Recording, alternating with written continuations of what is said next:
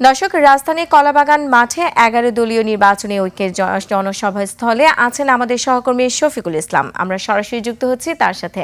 শফিক, আপনি তো রয়েছেন রাজধানীর কলাবাগান মাঠে, তো জামায়াত আমির কি জনসভায় যোগ দিয়েছেন কিনা এবং জনসমাগম কেমন দেখছেন? আপনার কাছে সবশেষ কি তথ্য রয়েছে, বিস্তারিত আমাদের জানান।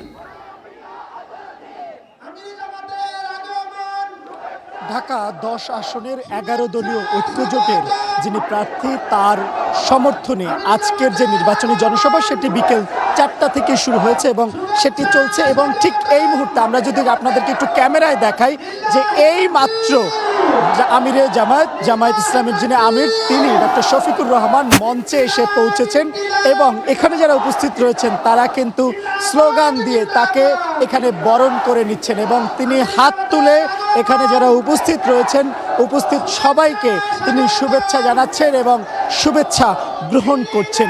এবং এই আমিরে জামায়াতের এখানে প্রবেশে আসার পূর্বে কেন্দ্রীয় নেতৃবৃন্দ যারা রয়েছেন তারা মঞ্চে বক্তব্য রেখেছেন এবং তারা বলেছেন যে দুর্নীতিমুক্ত একটি বাংলাদেশ গড়তে তারা ঐক্যবদ্ধ রয়েছেন এবং আগামী দিনে একটি সুন্দর বাংলাদেশ গড়তে চান। অর্থাৎ জুলাই গণঅভ্যুত্থানের পরে বাংলাদেশের নতুন এক যে চেতনার বাংলাদেশ তৈরি হয়েছে, অর্থাৎ নতুন একটি আকাঙ্ক্ষা যে তৈরি হয়েছে বাংলাদেশের মানুষের মধ্যে, সেই আকাঙ্ক্ষা পূরণে কাজ করতে চায় জামায়াত ইসলামী এবং ১১ দলীয় ঐক্যজোট।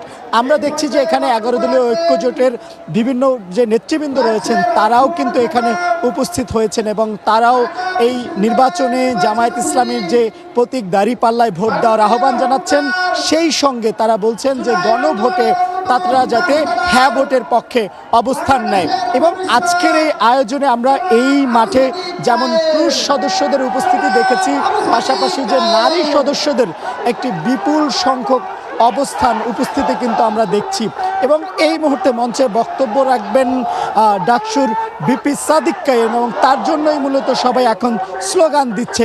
সব মিলিয়ে বলা চলে যে আজকের যে নির্বাচনী জনসভা সেই নির্বাচনী জনসভা এখন এই পুরো স্টাফ কোয়ার্টার অর্থাৎ কলাবাগানের যে স্টাফ কোয়ার্টার মাঠ সেটি এখন কানায় কানায় পরিপূর্ণ এবং এখানের জনসমর্থনই বলে দিচ্ছে যে আগামীর দিনে জামায়াত ইসলামী তারা একটি অবস্থান নিজেদের জায়গা থেকে আসলে তৈরি করতে যাচ্ছেন। এবং সেটি কিন্তু আপনারা দেখতে পাচ্ছেন ক্যামেরায় এই মুহূর্তে যেটি দেখতে পাচ্ছেন যে জামায়াত ইসলামীর এই আয়োজনে নারীদের যে উপস্থিতি সেটি কিন্তু আসলেই চোখে পড়ার মতো। অর্থাৎ জামায়াত ইসলামীর এর আগের যে সকল অনুষ্ঠান হয়েছে সেখানে নারীদের উপস্থিতি তেমন একটি দেখা যায়নি, তবে আজকের যে আয়োজন এবং আমরা বেশ কয়েকটি আয়োজনে দেখেছি সেই আয়োজনে কিন্তু নারীদের উপস্থিতি কিন্তু ব্যাপক পরিমাণে রয়েছে। এবং সেই সঙ্গে আমরা যদি একটু কেরানীগঞ্জের কথা বলি, কেরানীগঞ্জে বক্তব্য শেষ করেই জামায়াতের আমির এখানে এসেছেন, সেখানে কিন্তু নারীরা মঞ্চে বক্তব্য রেখেছেন।